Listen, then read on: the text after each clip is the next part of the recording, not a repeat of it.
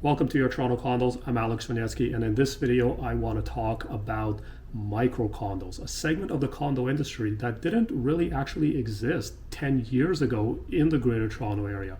What a micro condo is, at least what it is to me, is a one bedroom that's under 500 square feet. Sometimes even the definition of what a bedroom is questionable and subjective. Unfortunately, under the Ontario Building Code, there's no set definition for a bedroom. It just has to have sunlight.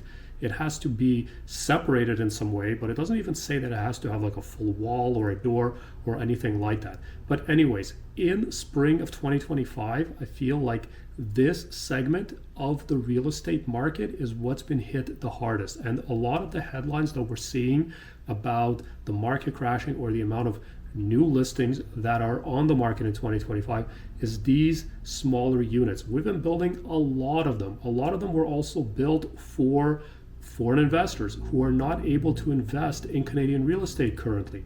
A lot of them were built for investors that anticipated that rent prices were going to continue to go up, or interest rates were going to continue to stay low, or that condo prices were going to continue to stay high.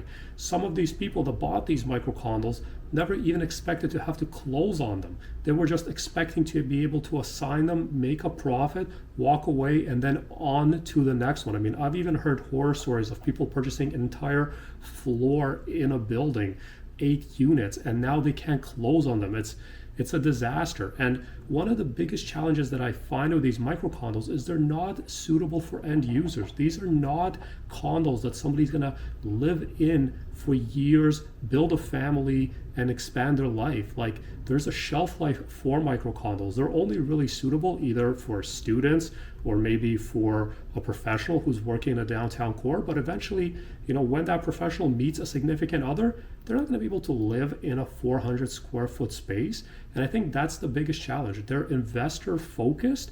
And for investors, it's all about math and numbers. And I think with today's interest rates and also what's being asked for these condos, as far as a selling price, the math is just not there. The math doesn't make sense. And then you add on top of that the Residential Tenancies Act in Ontario, which is heavily tenant favorable. And it just makes an environment where this inventory is not moving. So I'm not really sure what we're going to be able to do with micro condos.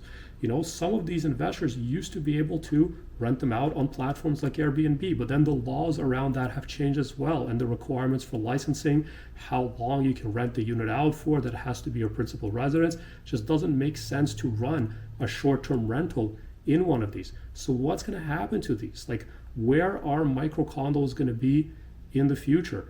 Maybe there's a way to permit people that have units that are of a certain size to run short-term rentals from them. I don't know. I'm not a politician, but ultimately it's basically either going to be that or maybe turning them into like a more affordable housing. Like, I'm not really sure. Like, I know a lot of the pre-construction projects that we have in the Greater Toronto Area that were supposed to launch in 2024 got canceled, got delayed, or got shifted towards a rental model.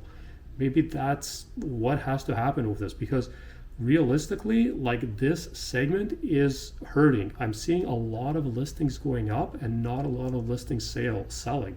I'm talking to sellers that want to bring their 400 square foot condo to market that they paid $530,000 plus for 5 years, 6 years ago from the developer, and today they wouldn't be able to get over 450 for that unit if they're lucky enough to even sell.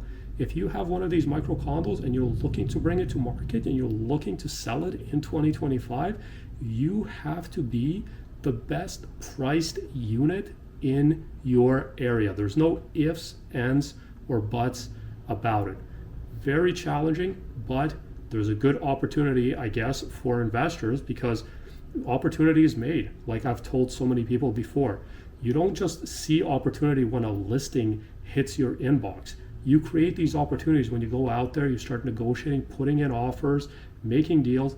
That's where that opportunity is discovered. That's where, when you look back on sold history, you go, oh wow, that person got a pretty good deal. So if you've been kind of like hesitating, waiting, sitting on the sidelines, I think the time to get into the market is potentially now. The first step is to download my first time condo buyer's guide. And the first step, point 5, or maybe the second step, is to speak to a mortgage broker about getting pre-approved, and then engage a real estate professional and go out into the market and start hunting. Because as much as I don't know where this is all going to land 3, 4, 5 years from now, I do know that since we've had a significant amount of projects that were delayed and canceled in Toronto, I think over 70 projects, we're going to have a major shortage in 2030, maybe even earlier, 2028 or 2029.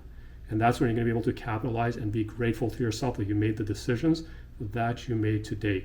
There's cycles. Right now we're in a deep winter, but after winter, there's always a spring. My name is Alex Winiecki, Toronto Realtor, Freemax Condos Plus. This has been another episode of Your Toronto Condos. I hope you found it to be insightful and this information to be useful. As always, really appreciate it if you can give me a thumbs up, smash that subscribe button, share this video, and I'll see you next time.